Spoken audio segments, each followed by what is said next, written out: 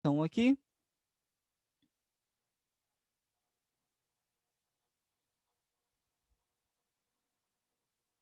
Show, claquete.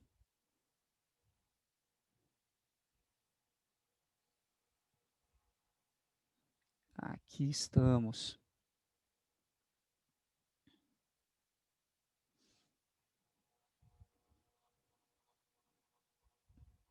Pronto, exatamente de onde nós paramos. Vamos abrir a nossa apresentação. Isto. E partiu. Brincar um pouco. Vocês vão ver que são questões aí 2019, 2018, maioria 2020, algumas, né, que eles já chamam de 2021, de vestibulares que já aconteceram, mas vamos tocar. Parei na nossa última aula gravada na questão 14, então, seguindo em frente, questão número 15. Considere uma máquina térmica X. Tem um tempinho que não aparece máquina térmica no Enem. Específica de máquina térmica, um tempinho. Então, uma aposta, né, de alguns cursinhos, de alguns professores aí pelo Brasil. Considere uma máquina térmica X que executa um ciclo termodinâmico com a realização de trabalho. O rendimento dessa máquina é de 40% do rendimento de uma máquina Y que funciona segundo o ciclo de Carnot. Então, vamos escrever assim, ó, o rendimento da máquina X é 40%, 0,4, do rendimento da máquina Y. Até aqui tudo certo? Tudo tranquilo? E aí eu digo para Tranquilo. você, vou fechar aqui o enunciado rapidinho, só para você lembrar que uma máquina térmica opera da seguinte forma, lembra? Ela retira calor de uma fonte quente, perfeito? Parte desse calor retirado, ela realiza, eis a nossa máquina, né? Sempre determinada dessa forma. Parte desse calor, ela realiza trabalho, e parte desse calor, como todo processo termodinâmico, é jogado fora para uma fonte fria, já que eu não consigo ter em nenhum sistema, né, mesmo fechado, isolado, um rendimento integral, um rendimento 100%. Isso me diz a segunda lei da termodinâmica. Mas a primeira lei da termodinâmica diz que o rendimento nada mais é, e você já está acostumado com isso, com a parte trabalhada do todo, ok? É a parte trabalhada de um todo. Então, o rendimento de uma máquina térmica é a energia útil, que nesse caso é o trabalho realizado, sobre a energia total, que nesse caso é todo o calor da fonte quente. Você pode pensar, por exemplo, na máquina a vapor, né? Eu preciso lá ter uma caldeira, né? Muito calor, então a garela fica jogando carvão lá dentro para queimar, ou madeira para queimar, não importa, né? O procedimento, a ideia é, existe a fonte quente, que representa a energia total, e existe a fonte trabalho, né? Que vai representar para a gente, nesse sistema, a energia utilizada. Esse é o rendimento básico de uma máquina térmica. Porém, existe o rendimento teórico. O rendimento teórico descoberto por Carnot é representado para nós, na física, como o rendimento máximo de uma máquina térmica. Alguém lembra como que eu calculo o rendimento teórico de uma máquina? Ele, inclusive, é utilizado para que a gente consiga justamente aumentar o rendimento das máquinas comuns. Foi essa a ideia de Carnot, né? Um rendimento teórico. E, para nós, rendimento teórico máximo, já que não tem como uma máquina ter um rendimento superior ao rendimento de Carnot. Igual já é difícil, quem dirá superior, ok? Superior é impossível. Fala para mim, como que eu calculo o rendimento de uma máquina de Carnot? Que é o Energia rendimento. útil sobre energia fornecida, multiplicado por 100%? Isso é o rendimento de uma máquina comum, ok? O rendimento da máquina de Carnot leva em conta as temperaturas. Lembra? Ele diz, aqui na fonte quente, ela opera segundo uma temperatura T1, quente. Aqui na fonte fria, ela opera segundo uma temperatura T2. O que é o rendimento de Carnot? Que é o rendimento da máquina Y. Entenda lá no enunciado, né? Uma máquina X tem um rendimento 40% de uma máquina Y que opera segundo Carnot.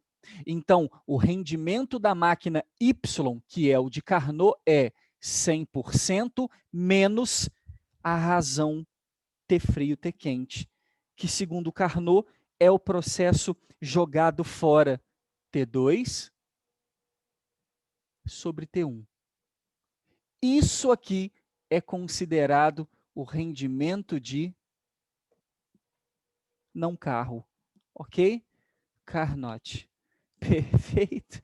1 menos T2 sobre T1. Esse é o rendimento teórico máximo de uma máquina. Esse é o rendimento comum de uma máquina térmica. Perfeito? Então, a nossa máquina X, que tem o seu rendimento comum, opera a 40% de uma máquina Y, que opera segundo o rendimento de Carnot. Nós vamos voltar lá para o nosso enunciado, né?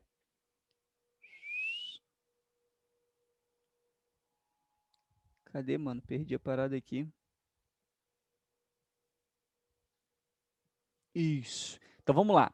Considere uma máquina térmica X que executa um ciclo termodinâmico com a realização de trabalho. Show, normal. Vocês estão vendo o enunciado aí?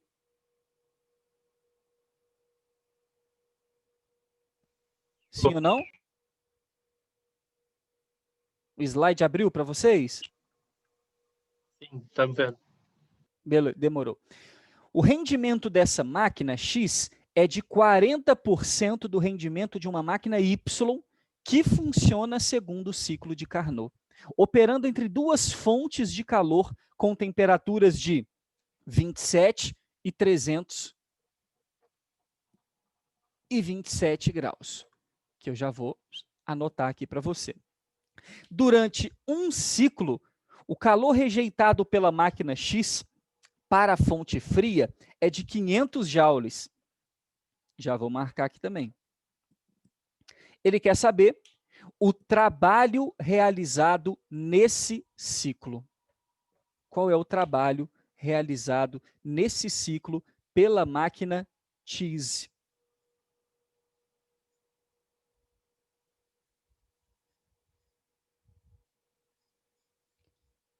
Vamos voltar lá para a nossa página, tela cheia, para a gente resolver. Dados anotados da máquina Y e da máquina X, o calor rejeitado aqui, ó, 500 joules, ele quer saber o trabalho. Entenda, eu só consigo o trabalho se eu tiver o rendimento, para fazer uma regra de 3, né? Porque eu já sei a quantidade que é jogada fora. Se eu souber o percentual de trabalho, tá ótimo. Eu sei que ele trabalha um tanto e joga fora o outro tanto. Exemplo, o rendimento da máquina X deu 30%. Então, 30% é trabalho. Perfeito? 30% é trabalho. 70% ele joga fora. Eu já sei quanto que vale o nosso trabalho fazendo uma regra de 3 simples. Só que para isso, eu preciso do trabalho. E para achar o trabalho de X, eu preciso do trabalho de Y. E o trabalho de Y é o trabalho de Carnot. Dá para usar na termodinâmica a temperatura em Celsius? Não. Que grito. Não, não dá, mano. Tem que usar apenas a temperatura absoluta, não é isso? Então, nós vamos trabalhar da seguinte forma. NY será 1 menos a temperatura 2 é a temperatura fria, da fonte fria. Está ali 27 graus Celsius, mais 273, nós temos 300 Kelvin. Sobre o 327 127.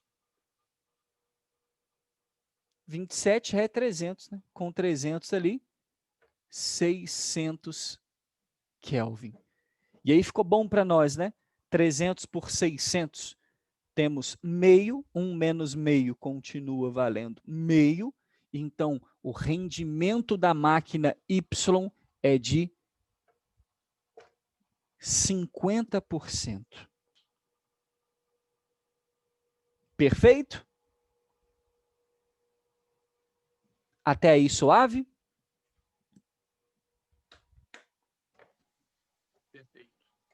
Algum erro ali nos cálculos?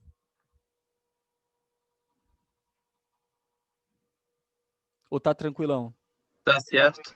Tá certo. E aí? Mas só Pode falar. na máquina de Carnot é só essa fórmula, não é? Exatamente, meu Sobre querido. rendimento. Isso aí. Só essa equação. Perfeito? E aí nós temos o rendimento de X. Quem é o rendimento de X? É 40% do rendimento de Y.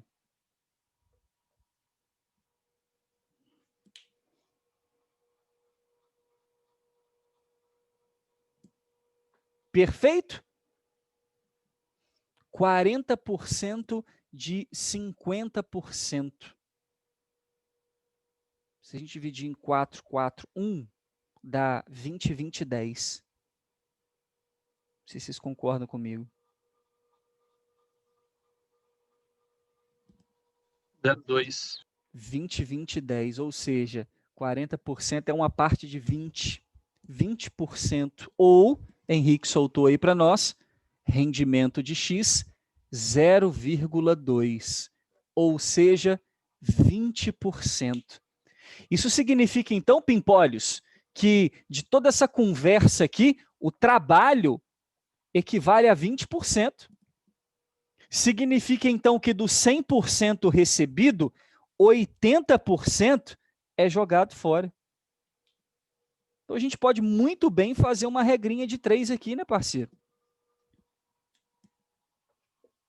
Trabalho é 20%, 80% é 500 joules. Então, 20% corresponde a... É assim.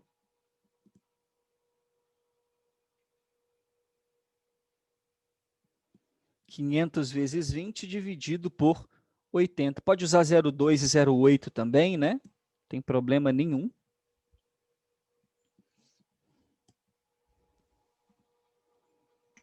R$125? Perfeito. Estava falando aqui, ó, 5 vezes 2, aqui é o famoso 10 por 8, né? 1,25. Então, o nosso trabalho, 125 joules. Um exercício que pode perguntar algumas coisas, né? Ele perguntou o trabalho. Se ele estivesse perguntando para você a fonte quente, seria o 100%. Agora a gente já sabe, né, que saiu da fonte quente um total de 125 mais 500, ou seja, 625 joules, que a máquina recebeu, uma parte converteu em trabalho e a outra parte jogou fora para a fonte fria. Então, o nosso total aqui é de 625 joules. Tira o printão, meu amado, para a gente apagar e pocar para frente. Fácil a questão?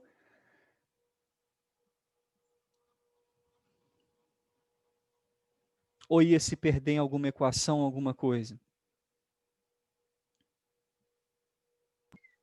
Lembrava da fórmula de Carnot. Essa daí é mais engarradinha, mais enjoada. E falando de máquina térmica, é o conceito que o Enem mais cobrou até então, Carnot. Né? Carnot é algo assim, é preciso ir para a prova sabendo, né, sobre o conceito teórico de Carnot, sobre o conceito de ele ser um rendimento máximo, né, isso aí é importante para a gente, perfeito? Não dá para ir para a prova sem flagrar isso. Bora para frente então, meus e fi. Nós temos um total de 125 joules, segundo nosso incrível gabarito aqui, letra B, ok? Esse é o trabalho realizado em um ciclo. Aí toma cuidado também, né, alertando a todos vocês, a uma pegadinha clássica que faz muito aluno derrapar, que é a questão do número de ciclos, tá bom? A questão do número de ciclos. Ele deixou claro para você que a cada ciclo, ou seja, a cada 625 joules mandados para a máquina, ela trabalha 20, joga fora 80, e aí vai de novo, e aí vai de novo. Isso é ciclo. Você entendeu? Você já estudou os ciclos termodinâmicos. Dessa forma, gostaria que você sempre lesse, tá lá, ó, na penúltima linha do enunciado, durante um ciclo, o calor rejeitado para a fonte fria é, então o trabalho realizado neste ciclo é, aí ele poderia ter colocado ali, então o trabalho realizado ao final de 4 ciclos é, aí eu faço a conta dos 125 e marco 100 na graxa, ok? Então, fica ligado, 125 para cada ciclo, se ele te pedir 2, dobra, 3, triplica, quadruplica e por aí vai, tá bom? Fica esperto com essa questão do número de ciclos aí. Número 16, uma famosa óptica. Tempinho também, que a gente não tem diretamente, especificamente, uma questão de espelhos. Número 16 diz assim: uma jovem, para fazer sua maquiagem, comprou um espelho esférico de Gauss, espelho gaussiano. Ela observou que quando o seu rosto está a 30 centímetros do espelho, a sua imagem é direita e 3 vezes maior. Eu vou anotar aqui para você o DO, distância do rosto até o espelho, 30 centímetros, e como a imagem é 3 vezes maior, a ampliação é 3. Se fosse menor, 1/3. Mas como é 3 vezes maior, a ampliação, o aumento linear transversal, vale 3. Como ela é direita, a convenção de sinais me diz que imagem direita, aumento positivo. Então, a ampliação é mais 3. Legal. O tipo de espelho comprado pela jovem e o raio de curvatura são res spec. É o que ele está pedindo para a gente. O tipo de espelho e o raio de curvatura. A primeira coisa que eu sei é que se a imagem é direita e maior, toda imagem direita é sempre virtual. VD, sempre. Real invertida, virtual e direita. Então, essa é uma imagem chamada de virtual, direita e maior, vidima. E o único espelho responsável por essa imagem é o espelho esférico côncavo, já que o plano é vidimeta, virtual, direita, simétrica, né? Mesmo tamanho. O convexo, vidime, virtual, direita e menor. E o côncavo, rime, rimeta. A rima, quando não faz, vidima. Então, eu já matei que esse espelho aqui é um espelho côncavo. Legal. Show. Para calcular o raio de curvatura, eu vou precisar do foco, já que o raio de curvatura é o dobro do foco. E como se calcula o focozinho? Equação de Gauss, 1 sobre φ/. Então para calcular o foco eu preciso de DI e de DO? Sim. Graças a Deus temos DO. Para encontrar DI, aumento linear transversal. Entendi. Equação do aumento, Simon. O aumento é a razão entre as alturas, mas também, descoberto por Gauss, a razão entre as distâncias. Menos DI sobre DO. Então, o nosso aumento é 3 positivo, DI menos e o DO 30. Aí lembra que na convenção de sinais o nosso menos aqui é super válido, afinal de contas, ao multiplicar cruzado, nós vamos ter um DI que é chamado de menos 90. E é claro que ele tinha que ser assim, porque DI negativo, imagem virtual. Então, como a nossa imagem é virtual, o nosso DI tem que ser negativo mesmo. Simon, precisava jogar na fórmula? Não. A minha função aqui para você é primeiro abrir a questão, lembrar os caminhos e depois eu passo para você a questão do raciocínio lógico. Mas como você já sabe que o aumento é a razão entre as alturas, mas também a razão entre as distâncias, se o aumento é 3, significa que DI é 3 vezes maior do que DO. Então, já tinha 30 aqui, 3 vezes maior, 90, corre para o abraço, né? Ganho de tempo. Mas isso só depois que eu estiver dominando a questão. E não se esqueça do negativo para cá. Senão a gente erra a convenção de sinais e erra a questão também, ok? Então, dessa forma, nós teremos aqui 1 sobre foco, menos, que eu já vou jogar o menos para cima, 1 sobre 90, mais 1 sobre 30. Perfeito? Ficou fácil o mínimo aqui, não é? Quem é o mínimo entre 90 e 30? Fala rápido.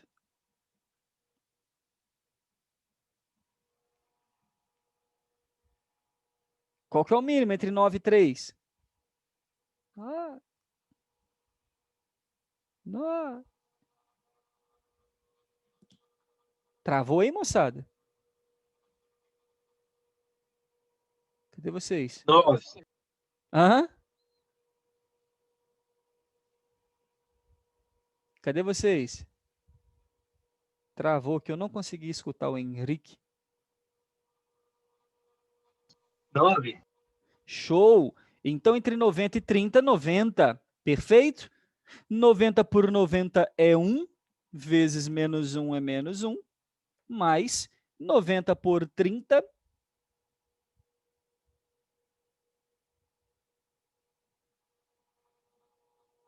é 3, né, moçada? Vezes 1, 3. Tá aí. Menos 1 mais 3, 2 por 90, é 1 sobre o foco. Como eu quero o foco, né, vou inverter os dois lados, ou multiplicar cruzado. O nosso focozinho vale 90 dividido por 2, 45 centímetros. E olha que legal, mais uma convenção maneira para você, foco positivo. Foco positivo, espelho côncavo. Até se você não tivesse muita certeza lá em cima, mas dominasse a matemática. Opa, deu foco positivo, espelho côncavo. Deixa eu ir lá olhar as alternativas. A partir do foco, a gente vai para o raio, que é o dobro do foco, que é 45 centímetros. Então, o raiozinho é 90 centímetros. Alguma dificuldade na questão, moçada?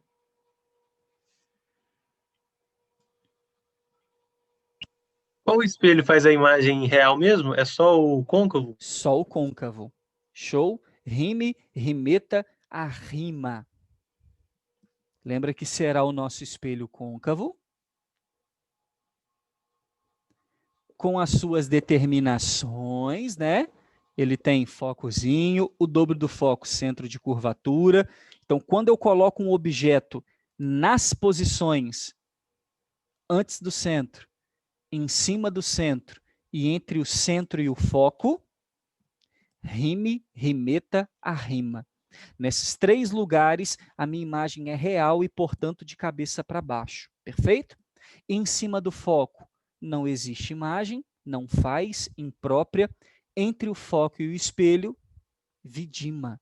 É quando as meninas compram aquele espelho para maquiagem, né? Aquele espelho para ampliar a imagem. Aqueles espelhos são espelhos côncavos de grande foco, de grande centro de curvatura, que é para você poder pegar e se vê sempre ampliado, sempre grandão e direito, né? Se o foco fosse pequeno, você ia ter que ficar colado com a cara no espelho. Então, o foco tem que ser grande, para você confortavelmente colocar ele na sua frente e ver você virtual, direito e ampliado, ok? Essa é a ideia. Showzeira? Beleza. Deu para entender. Printou aí, moçada?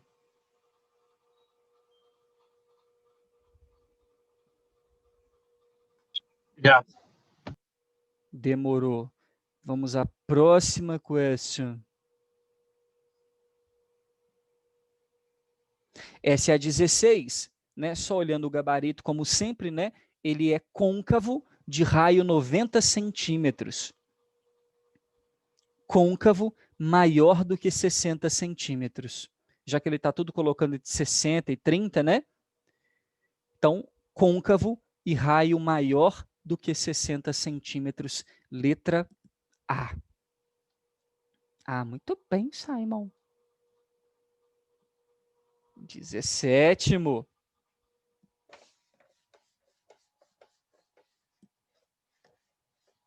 Mais uma questão térmica aí, vamos ver. Na ponte Rio-Niterói, há aberturas chamadas juntas de dilatação. Legal, tema corriqueiro aí, ok? Que tem a função de acomodar a movimentação das estruturas devido às variações de temperatura. De acordo com a empresa que administra a ponte, no trecho sobre a Baía de Guanabara, as juntas de dilatação existem a cada 400 metros, com cerca de 12 centímetros de abertura quando a temperatura está a 25 graus Celsius. Então, veja, provavelmente as chapas têm 400 metros, porque a cada 400 metros tem uma junta, então a chapa da ponte, né, o bloco de concreto que tem nela, tem um tamanho inicial de 400 metros. Entre uma e outra, tem 12 centímetros à temperatura de 25 graus Celsius. Sabendo que o coeficiente de dilatação linear do material que compõe a estrutura da ponte é de 1,2 vezes 10 a menos 5, linear é alfa, 1,2 vezes 10 a menos 5 graus Celsius a menos 1, a máxima temperatura que o trecho da ponte sobre a Baía de Guanabara pode atingir sem que as suas partes se comprimam umas contra as outras é quanto que pode esquentar naquele lugar lá sem que a ponte não encavale uma sobre a outra. Lembrando que se essa junta ela for perdida, né, a ponte comprime e destrói uma a outra. Então ele quer saber a temperatura final máxima.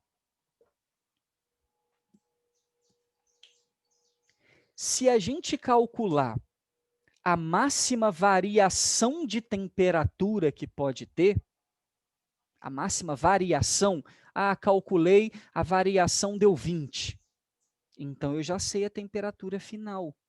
Porque como a inicial é 25 graus Celsius, eu estou dizendo que só pode aumentar 20, então o máximo que pode ir é 45.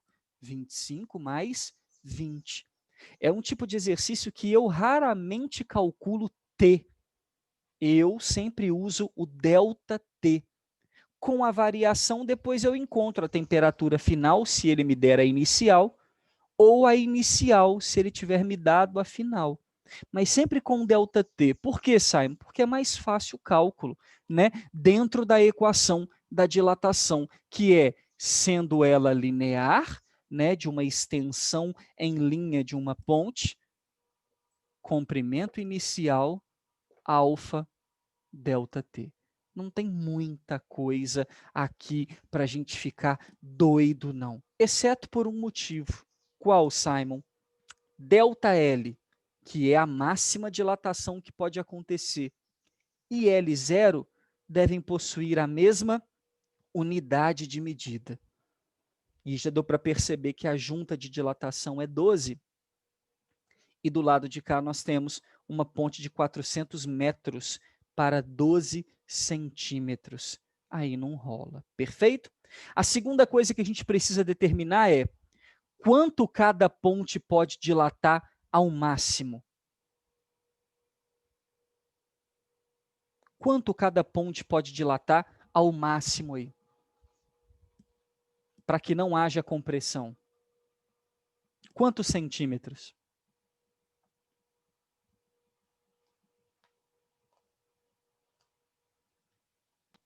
1,2 vezes 10 a menos 1.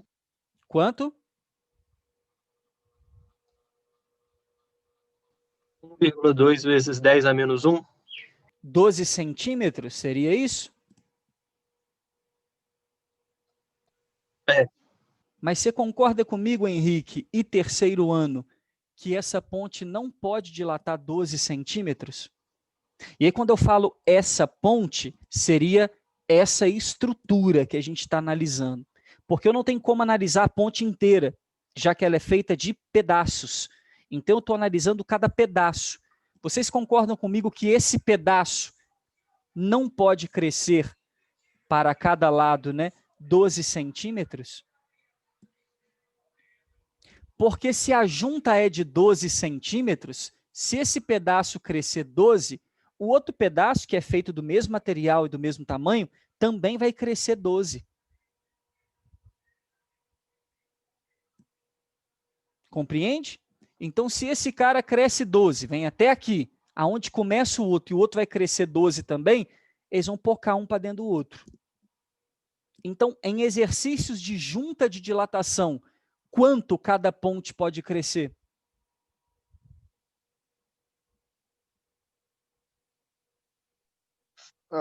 Menos de 12 centímetros. Quer dizer, cada placa pode crescer menos de 6. Né? Aproximadamente poderia colocar até 6. Porque se ambas crescerem 6 centímetros, elas encostam, perfeito? Eu não quero que elas comprimam. Aí seria acima de 6 centímetros. Então, nós temos uma dilatação aqui, ó, dessa placa, e nunca se esqueça, tá? Que a dilatação se dá dos dois lados. Sempre assim. Então, a minha placa tem que crescer 6 centímetros de um lado, 6 centímetros do outro. Esse é o máximo de dilatação que essa placa pode ter, pode acontecer, para que não comprima com a placa do outro lado, a outra placa que vem. Só confirmar rapidamente mais um dado da questão. Rapidamente.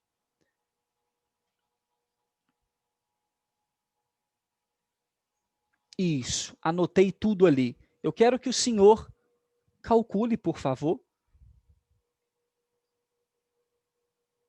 Vou te dar um minutinho aqui. Vou deixar aberto aqui. Calcule para a gente aí.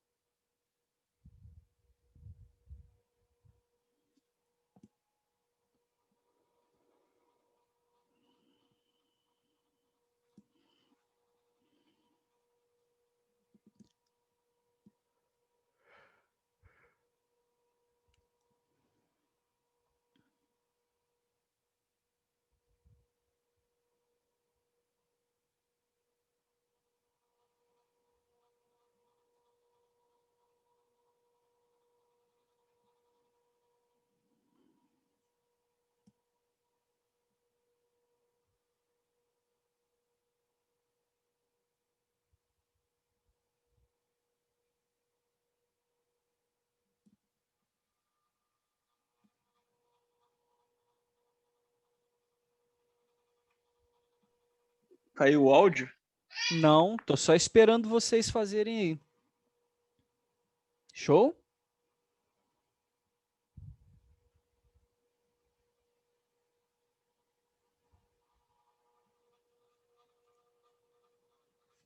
Tá me ouvindo aí, Rodrigo? Tô sim, tô calculando aqui. Fazendo as contas.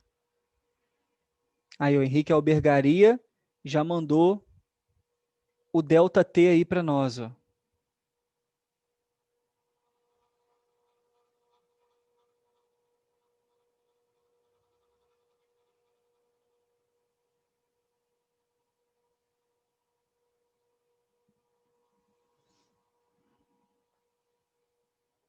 Como é que você fez, Henrique?